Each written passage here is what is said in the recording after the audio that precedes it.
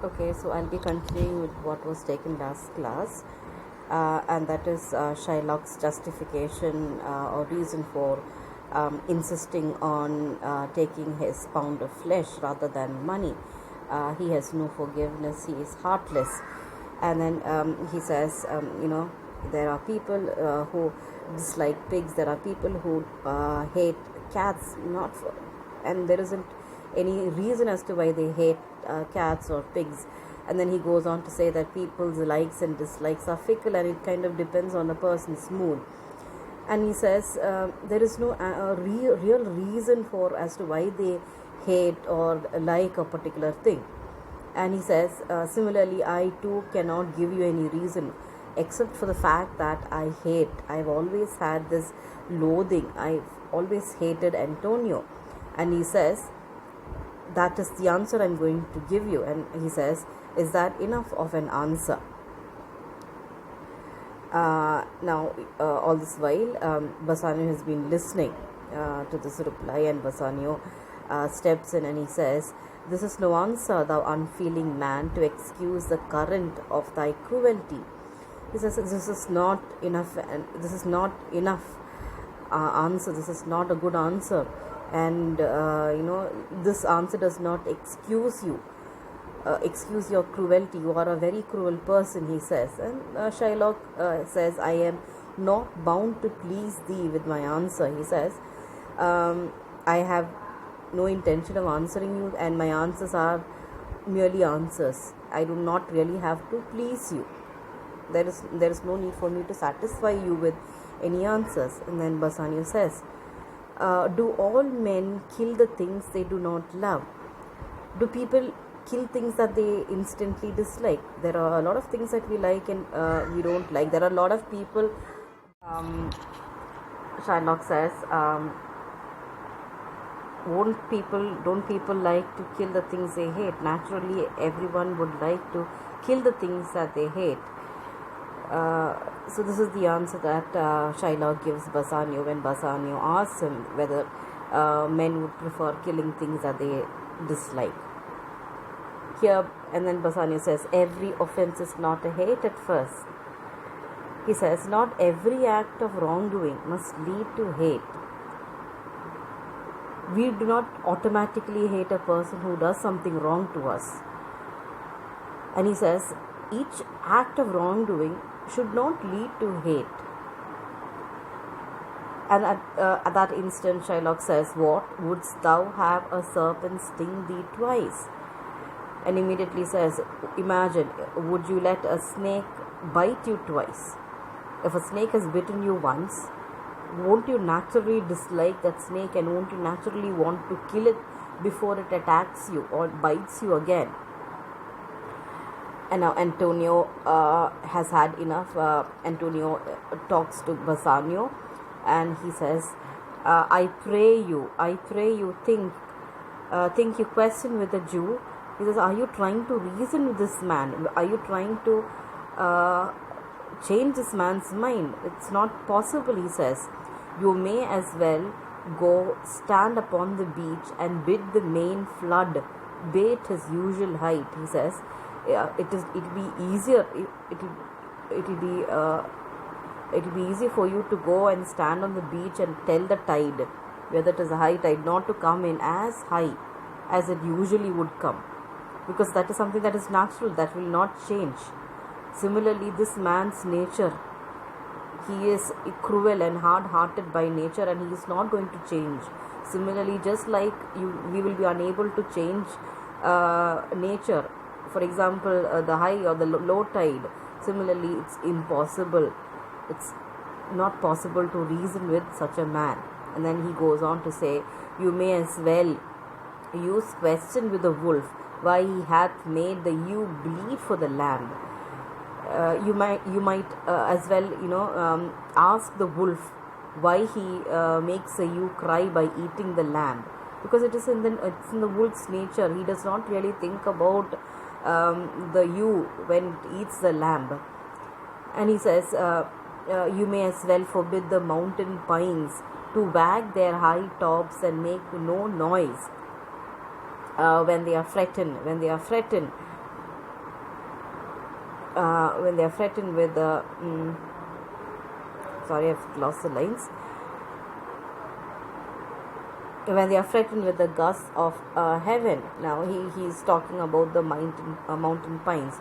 Now mountain pines are like those really large trees, kind of like Christmas trees that you would see, and those are like in the Alps you'll find these huge pine trees, and these pine trees they come with the pine cones, and they're so tall and they're so long that they have this natural, they sway with their high tops, and each time they sway, each time there is a gust of wind that blows through these mountain pines, you hear a lot of sound. It makes a lot of sound, and it is something that is not going to change. It's never going to change. The mountain pines will always make those sounds when the wind blows through them. Similarly, he says, just like we cannot change the mountain pines from swaying, just like we cannot prevent the wolf from eating the lamb, just like we cannot, it's impossible for us to stop the high tide from coming. It's impossible for you to change this man's mind. He says, you may as well do anything most hard as seek to soften that which what's harder. And he says, you might as well as do anything impossible. All these things, even though they are impossible, still there is a possibility of making it possible. But if it's impossible to soften this man's Jewish heart, and he asks, is there anything harder than this man's heart?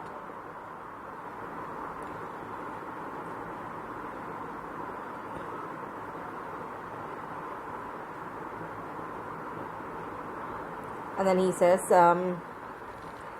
therefore I do beseech you, make no more offers. Use no farther means, but with all brief and plain conveniency, let me have judgment, and the Jew his will.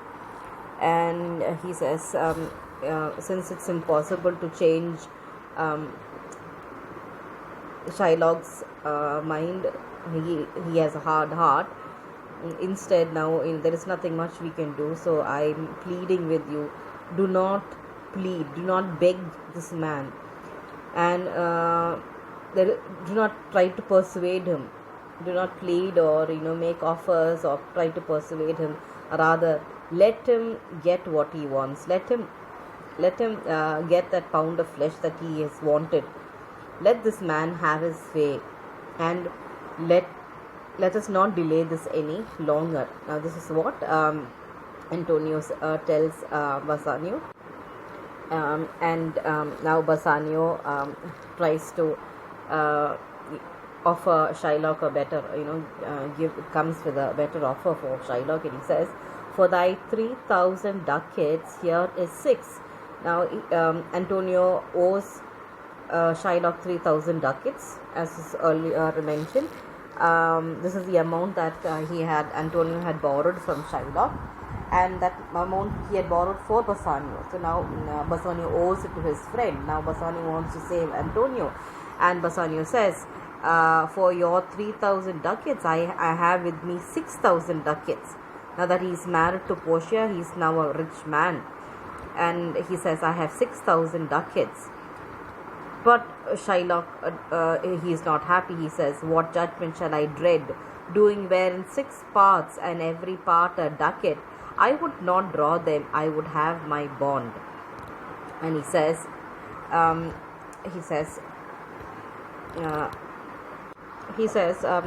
is absolutely no way I'm going to listen to you. I'm not going to take your offer. He says, even if it were in 6 parts, if it were 6 times 6,000 ducats, I will still not take that amount, but instead I would still take what is legally owed to me. I would have my bond. How shall so the Duke has been listening to all this, and he says, how shall thou hope for mercy, rendering none? How can you hope for mercy if you don't show it yourself? And Shylock says, what judgment shall I dread, doing no wrong? What judgment? I am not scared of anything. I have not done anything wrong. Why should I worry about mercy? I do not need mercy, because I am not the victim. I am not the person who has done anything wrong. Why should I worry about mercy when I have done nothing wrong? It is only a person who is guilty, a person who has committed a crime. He is a person who worries about mercy. Why should I worry about it? He says, you have among you many a purchased slave, which, like your asses and your dogs and mules, you use in abject and in slavish part, because you bought them. Shall I say to you, let them be free, marry them to your heirs? Why sweat they under burdens? Let their beds be made as soft as yours, and let their palates be seasoned with such viands. You will answer, the slaves are ours. So do I answer you. The pound of flesh which I demand of him is dearly bought. It is mine, and I will have it. If you deny me, fie upon your law. There is no force in the decrees of Venice. I stand for judgment. Answer, shall I have it? Now here Shylock says, you have amongst you have purchased many slaves, and you use these slaves like donkeys, dogs, or mules, because you have bought them. Now if I were to tell you to free them, let these slaves, let them go, you set them free, and marry these slaves to your children or your grandchildren. Why do you make them do hard work? Why don't you give them beds as soft as yours? Make them eat wonderful food, just like yours. If I said that, you would say that the slaves are yours, and since the slaves are yours, you can do as you want.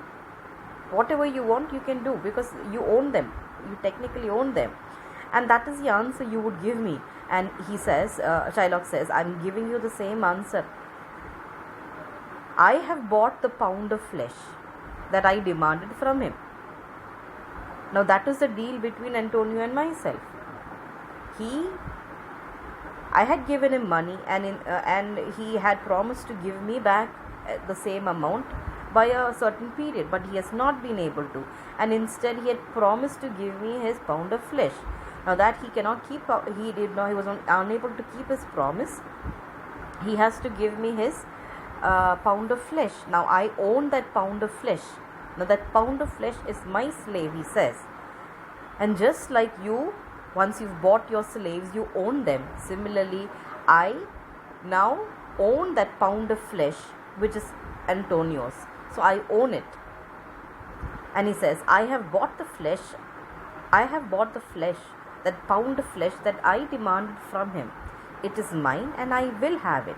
And he says, it is mine, and I will have it. If you deny me, fie upon your law. There is no force in the decrees of Venice. I stand for judgment. Answer, shall I have it?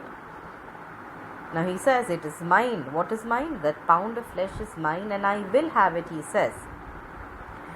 If you deny me what I deserve, this is my right, legally I am right, then your laws mean nothing. There is no justice in this place called Venice. There is no power to legal agreements. Nobody will believe in your authority. What is your opinion? He says. I stand for judgment. Answer, shall I have it? Tell me what your response is.